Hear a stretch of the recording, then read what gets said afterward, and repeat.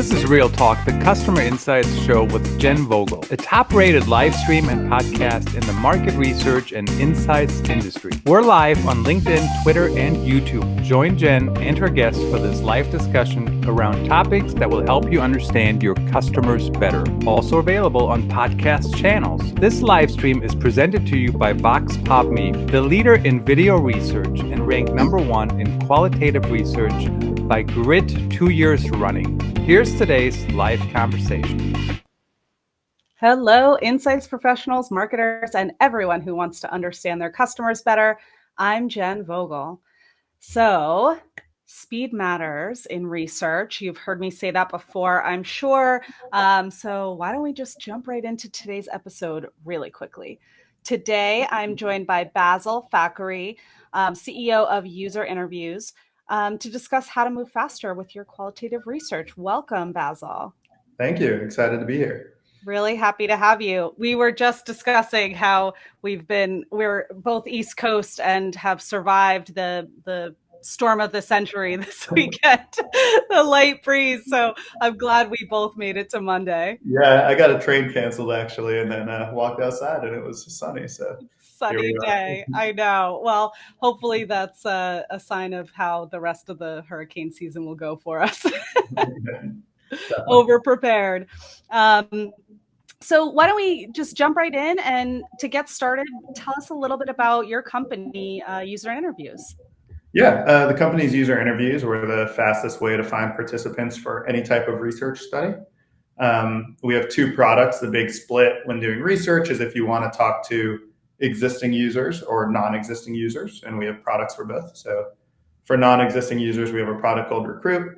It recruits participants. As you would guess, the product is really an audience of participants and a set of automations that gets the right person in the right study. The real differentiator with that is we can find really niche personas, and then we can do it really fast. So on average, we find people in under 8 hours for studies. The second product is called Research Hub. That is when companies want to talk to their own users. And for that, we automate all the manual tasks that PMs and researchers used to have to do. So the mail merge, screener surveys, scheduling, payments, reminders. And then on the back end, we track all of the data and touch points that companies have with their participants. So in some ways, it's almost like a CRM built for research. So you can track all of the times you've talked to someone or anyone in your team has reached out to them. Interesting. And so you said you help to kind of source these participants for any type of study. What types of studies are most common? Yeah, definitely. So we think it's really important for us to be research methodology and research study agnostic, but there are so many different types of methodologies, everything from a one-on-one interview to a focus group to a diary study, a card sort, surveys or unmoderated usability tests. There's really a wide variety, and there's different tools that really help with all of this. But for all of them, we think you need users, so that's what we focus on. Awesome. Well, thanks for that. That's really interesting. I love the concept of the CRM for users or for participants for research. And I want to ask more questions about that. Maybe we'll see if we have more time near the end. So, I mean, you've used user research to turn around a failing startup. There's a lot of, kind of great examples of this. Can you walk us through, that example and what happened and how you turned things around? Yeah, definitely. We initially thought that this product would serve startups because we needed it for ourselves. As we've grown, we found that we actually have companies of all sizes use us: Microsoft, Atlassian, Home Depot, all sorts of companies and industries. But for us, initially, the pain point was you're a startup and you're trying to build a company out of scratch. How can you find people, build a product that people want to use? So my co-founders and I actually started a totally different product. It was a company called Mobile Suites. It was a mobile app for hotel services. So like room service, or if you needed extra hangers or anything at a hotel, you could order it through an app. Terrible idea. We shouldn't have done it. We spent a year and a half, didn't get a lot of traction with it. And really the reason it was a bad idea is we didn't talk to customers beforehand. We kind of came up with the idea by putting together different parts of other companies. So we said, look, on-demand is huge now, mobile's huge now, and then hotels is a big industry. Let's put them together and you'll build like a super big company, right? But that's actually not the right way to start a company. If you go talk to users who are traveling, no one has said, hey, one of my top 3 pain points this past week when I was traveling was ordering room service. And because of that, it wasn't like a strong pain point, or it wasn't a big pain point, so it wasn't a strong solution. So that was the initial product. We kind of grinded away on that for a while. Like I said, didn't get the traction we wanted. And then we learned about talking to customers. It's kind of one of those things that's so simple that you're like, oh, we probably should have done this. So we talked to all of the travelers we knew. We were ex-consultants, so we had a pretty big network. And then once we ran out of them and realized we wanted some more unbiased users, we realized it was actually kind of hard to find these travelers to talk to, even though it's such a big market. What we did is we would buy refundable JetBlue tickets, go into Logan Airport in Boston, kind of get past security, and then immediately call and refund our tickets. But then we were past security, so we would just go kind of accost people at the gate to get feedback on the app. And then we would leave and come back the next day and do that as our way to get in front of people so we could get the feedback we needed. We pretty quickly after we started doing that realized, look, there's a core value problem with this product. It's not going to get fixed by better UX or by some new features. So we started testing out different ideas. So what are some other companies that, initially in the travel space and then further and further? And all of those ideas, we would do a level of experimentation, but then also a level of customer research or user research to try to understand, is this a strong solution? Is this a real pain point that we could help solve? And from there, one of those solutions we kind of had our aha moment was user interviews. And we started building this. And I can jump into some of the ideas we tested out and how we tested out user interviews as well. Yeah, I mean, I think I'd love to understand some of the steps in between the kind of like mobile, you need more hangers in your closet, getting to user interviews. But I'm really fascinated by the refundable JetBlue tickets at Logan Airport. Yeah. I love how like scrappy that tactic is of like anything we can do to talk to the right people. If we don't know how to get them, this is one way to do it. But it's not particularly agile or fast, would you say? Yeah, definitely not a scalable solution, right? You can't do that at scale. But at the time, when you're starting a company, you're doing a lot of unscalable things. Totally. So yeah, maybe like how did you get to like from that, like trying to understand travelers basically to a solution that was to help get customer interviews? Yeah, so we kind of realized we were staring into the abyss, like mobile suites wasn't going to grow. We didn't have faith in it as a product anymore. So my co-founders and I, we were like, okay, we have to think of other ideas. And initially we were brainstorming travel ideas, but we pretty quickly were just like, hey, what are the biggest pain points in our life? So kind of the intermediate step was for these ideas, we didn't want to recreate our mistake and build a product without doing user research and talking to customers. So we said, hey, we should actually talk to customers a lot and validate these ideas. So for example, one of the ideas we were testing out was basically Airbnb for storage. So instead of going to a public storage place, you could store something in someone's attic or basement or extra garage. Once again, one of those ideas, it's like, Airbnb is a thing, sharing economy is a thing. Storage is one of these massive industries. Maybe you can put them together. So for that one, we wanted to test the supply side and the demand side. So supply side being the people with extra basements, the demand side being people who wanted to store things there. So we did an experiment for the supply side. We basically went on Airbnb, messaged as many people as we could and asked them if they would let us store a bike there for X dollars or some clothes there for Y dollars. We did that until Airbnb kicked us off, but we kind of had goals for, hey, if this many people say yes, then this will validate it. And we had something like 10 to 15% said, oh yeah, you can use that. And we thought, hey, 10 to 15% Airbnb is a pretty big market. Like that was validated. But then for the demand side, we said, hey, we should do some user research. So we talked to people that chose, different public storage options recently. And we said, hey, how did you choose this? Like, how did you decide who you wanted to go with? And it was pretty consistently 3 factors. We saw that some people it was basically price. security and accessibility. So how easy was it and convenient was it for you to get into this place? And we're sitting here pretty excited because the supply side experiment went really well. So we're like, oh, this could be a good idea. It kind of sounds good when you say Airbnb for storage. But we thought about it pretty hard, and we said, look, we probably aren't going to win on security. Like, these things have a lot of security, and you're kind of comparing this to someone's basement. That's just not going to win. Convenience, you could kind of make an argument. The public storage facilities had the benefit of being 24 hours, open 24 hours. If it's in someone's house, you kind of need to coordinate with them, but it might have the benefit of being closer. So we said that was kind of a toss-up, but probably not clearly a win. And then the third one, price, it was like, these were already priced low. We might be able to win there. So when we kind of looked at all these three, it seemed like it was kind of, this could be a thing, but we had just gone a year and a half with a failed startup. And we said, look, we want to have really high conviction when we start building this, that there's not a better option out there, that we're solving a real pain point. So that was an example of one we passed on. And we did a few of these, but all of them had that user research point. And then we kind of had the aha moment of, hey, we're getting passionate about user research. We think it's super valuable, but is there a real solution to do this? And it didn't seem like there was. So then we said, hey, maybe we can run some experiments, do some user research, very meta user research with user researchers about how they do user research. And that's how we came to the idea. So we did some cool experiments for that, and some good user research around user interviews itself. That is very meta. Yeah.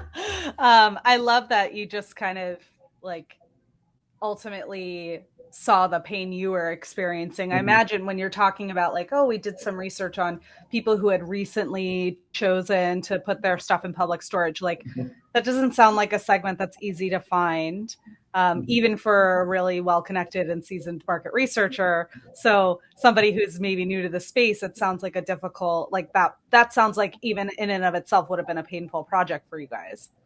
Yeah, definitely. I mean, the biggest pain point was finding those users, right? Like, how do you get anyone? We're posting on Facebook, we're asking friends and family, all of these non-scalable ways to do it. And then that's actually a pretty good segue into when we found it was a pain point, we decided, let's go do some research with user researchers to figure out how they recruit people. And we found all these huge companies were posting on Craigslist to find people. And we were like, that's interesting. There's kind of a startup, idiom, which is, hey, if you want a good startup idea, go see what the biggest thing on Craigslist is, because Craigslist is this very general purpose, not, use case specific platform. So that's a really good proof point that there's demand for that. And presumably, if you're focusing on it yourself, you can make a better version of that. So we found that a lot of really large companies were posting on Craigslist. So that's actually how we got our initial clients, is we'd see these ads on Craigslist, and then I'd just respond to them and say, hey, we'll do this for you for $5. We were very cheap at the time. And everyone was like, oh yeah, definitely. So we would just, the bar was so low that it was really easy to pass that bar. Yeah. And so in your experience, just going back to all of the ideas that you kind of passed on along the way, when's the right moment to be involving customers or users or potential users in your ideation when you're kind of coming up with a new business idea or a new product innovation? Yeah, I think pretty much as early as possible and continuous. I think it's really, the main point is to do it iteratively and do it in small chunks. So if you think of research as this kind of very high fixed cost, huge project, then you're trying to find the ideal question and the right time to do it. But if you're thinking of it as just another source of data and another source of information as you're making your decisions, then there's a lot of points where you can insert it. How many times are you, kind of like a thought experiment I like to do is, how many times are you having an argument with your team or a discussion or a debate, and you're like, we're all really just trying to guess what our users want. We're just trying to read their minds. There's a lot of times where you're like, maybe we should just ask them instead of us all trying to guess. So, an example of iterative is, at the very beginning, we didn't ask them, how are you recruiting participants now? We just said, okay, we have this theory that recruitment is a pain point for researchers. Let's go prove it. So we just talked to them and said, we didn't tell them what we were thinking. We didn't even have a company at that time. So we just said, hey, could you let me know what your 3 biggest pain points are? And we we made a goal for that. We said, hey, let's try to, I think we wanted at least half of them to say recruitment was one of their biggest 3 pain points. And 8 out of 10 said. So that was like a very simple project that we did very early on, but it really validated at least the first step in our process. Yeah. That makes a lot of sense. I love that, what you said, the thought experiment. If you're arguing with your team, maybe like just see what your customers are thinking. That's a good benchmark for sure. Yeah. So in recruiting participants, you mentioned that kind of needed to be the top pain point for the people you wanted to sell to. So let's dive in a little bit about that. Like, there's a lot of different ways, obviously, for brands to reach the people that they want to. One way, apparently, is buying refundable JetBlue tickets. We learned that today. But aside from that, I mean, at Vox Pop Me, we have our community of respondents. There's a lot of panels out there and other research communities. What other, I guess, tips can you offer, approaches when it comes to finding the right people? Yeah, I mean, it's super important that you're talking to the right kind of fit participant for what you're looking for. Obviously, if someone's building a med tech device for doctors, I am useless, right? Like, you can't ask me if this is useful at all. So, when I talked about a lot of the ideas we were thinking about, they were like general consumer, but as you get more specific, it's really important. You need to figure out who is the user you're looking for, what are the segments you're looking for, what are you trying to validate, and make sure that you can find people that fit into those segments. And that's really, what we focus on. And then within that, you want to make sure you can do it fast enough for your decision making. Once again, I think that people usually don't delay their decisions, right? You have a decision, you're just going to make it with suboptimal information if you don't have the information. So it's really important to find people who can recruit the right type of person and do it really fast, which is obviously what we do, which is why I think that's so important. Yeah, that's such an interesting way to put it too, that like, if you don't have the right information, you're still going to make a decision, maybe with the wrong information or not enough. I mean, we talk about like speed and agility in research and in consumer insights all the time. And, I know a lot of our customers are always feeling a lot of pressure to deliver results quickly, but that just took it to a whole nother level. This idea that like, if you don't have the information, somebody's still going to make a decision without the right info. And what we found is that, for like unmoderated studies, like surveys, there's been a higher ability to get people fast with companies like Vox Me, but for more of like the qualitative, like, hey, we're going to sit down and have a scheduled chat or a scheduled test. That historically has taken a long time. Like when we looked at the industry, people would have to wait 3-4 weeks before they could get people. And an analogy I've always used is like, imagine if your analytics team had to wait a month to get data that they want to do an analysis on. You want to be data driven, right? You would have a few big projects, and we think that's the state of qual before us in a lot of ways. So speed is, we think, really the most important thing. Yeah, absolutely. And there is kind of a spectrum, right, of how fast you can get.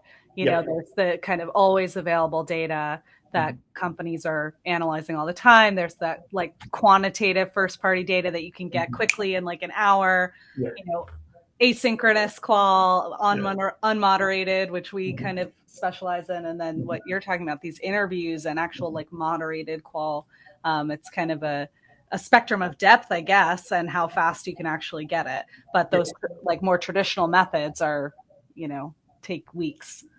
Yeah. So, I mean, we're trying to bring it down to hours, but totally agree. There's a spectrum. So there's this tension, right, between like speed and how deep you can get. And, we're trying to just move the whole curve over so you can still get these very like high integrity, high validity do these high integrity, high validity studies with a lot of depth, but be able to do it fast enough to use it in your decision making. Yeah, that's really key. We're big believers. We're totally aligned in that concept for sure. So when it comes to the speed of research, what are some like top tips to speed up the process? Yeah, definitely. And I think process is the kind of right word there to ask, because like, it's not so much like, hey, I'm going to take 10 seconds off, like turning on Zoom, right? It's stuff like that. It's how does your whole team have research built into your process? And when you're doing it continuous, you find that it's a lot easier, right? It's like if you have to turn off the engine and start off the engine every time, there's a lot of delay. But if you're kind of constantly and continuously doing research, you're going to have those muscles built up. The process is going to be going all the time. And then it's just going to be really easy to build it into your decision making. So what we find is that instead of focusing on like specific, for an organization, instead of focusing on specific friction points, focus more on how do we make this continuous? How do we have a process? How do we have the right tools that whenever we have these questions, it's very natural for us to do research. Yeah, that makes a lot of sense. So then it's just a matter of like, oh, let's get that engine running. Here's that trigger point or that moment where we know now we have a question we need to answer. So we already have the process built out. Exactly. And the research can build on itself. It doesn't need to be, you're starting anew every time. You're not repeating old research. When you're doing it continuously, it becomes more iterative. Yeah. It becomes smaller chunks, right? Instead of this big, scary project that you need to plan months in advance. It's just, okay, this is what we do. We know how to do it. It's going to happen quick. We use these tools. We already did the research last week. We're now going to ask iterative questions on top. So breaking it down to like bite-sized research and doing it regularly and having those muscles kind of ready to go, I think is really important. Yeah. And so I guess too, then like alignment on process, but also just alignment on findings amongst whoever's running that research is really important. Because what you just said about like, we're not repeating the research. We're not asking the same questions over and over. Everybody's kind of got to be on the same page about what you've already learned, right? So that you make sure you're not repeating those questions. Yeah, definitely. And I think that's hard, but I think, taking, once again, building in the process to share the insights, to have the right stakeholders involved from the beginning, so everyone knows where those insights are stored, and publicizing the research you're doing in an organization really compounds the effects of all the research you're doing and makes it so you can get those insights faster, use it for more decisions, and just be a more user-centric organization. Sure. And so another question too about, you mentioned when we were talking about the process, like the teams, like what teams do you typically work with in an organization? Does it vary based on the type of organization? Obviously, you started out working with a lot of startups, or maybe there wasn't a team at all, just a couple people, but now you work with some really large organizations. Who do you typically work with directly? Yeah, so we work with customers of all sizes. As we've grown, tends to be larger and larger companies, and it's really across industries. We have tech companies, CPGs, financial institutions, retail companies. Within those companies, there's also a variety of departments. I would say the most common one is obviously the research department, and that is often bundled with either design or product. So those are, sometimes it reports to product or reports to design. What we're seeing, though, is a shift, whereas research is its own department, and that it's supporting a lot of these other departments over time. And I believe that that's kind of the future, that research is going to be the centralized department, potentially bundled together with like data science, and you have these insights teams over time. And I think we're starting to see trends in that direction. Yeah, for sure. Awesome. And I mean, that's a good segue, because I wanted to see what you thought about some market trends, like, what's changed in, since you kind of entered this space. What have you seen? Yeah, it's been super exciting. I think if you look like 5 or 6 years ago, a lot of companies were really outsourcing research. So there was a lot more research agencies. They would, and with that, it was very project-based. When you look kind of around that time period, people started bringing researchers in, but it was usually one researcher. So there'd be a kind of individual researcher, and there was always a lot of content around, being the first researcher, being a researcher of one. And those researchers also did a lot of work to evangelize the research within an organization. So there was always content around like, how do you evangelize research? How do you let the PMs or designers or whoever you're serving know that you're there and you can be valuable? Over the past, since then, there's been a big shift, and the research teams have become much larger. And there's now become research ops teams to help support them and to help support other people in an organization doing research.